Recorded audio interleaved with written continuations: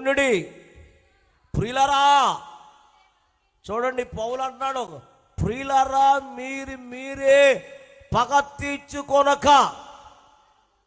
చూడండి ప్రియులరా, మీరే దెబ్బలాడుకోకుండా, పోట్లాడుకోకుండా, ఏంటి మీరే పగ తీర్చుకోక. ఎలా చూడండి, ఏం తీర్చుకోకూడదంట? ఎవరు గట్టిగా అనండి, ఎంత పగో. ప్రభువా నాయనా, తండ్రి ఆవిడ తెగ తిట్టేస్తుంది నాయన, నోరుడిపోవాలి, పళ్ళుడిపోవాలి నాయన, కాళ్ళు ఓడిపోవాలి, చేతులు పడిపోవాలి. ఈ ప్రార్థన దేవుడు వింటాడా? ఖచ్చితంగా చెప్పండి అమ్మా, వింటాడా? నీకే విరోధం అయిపోతావు ప్రార్థన. తప్పు నాయన, ఆవిడ తిడుతుంది, క్షమించు నాయన, ఆవిడ చాలా కోప్పడుతుంది, క్షమించిన అంటే ఎలా ఉంది నాయన?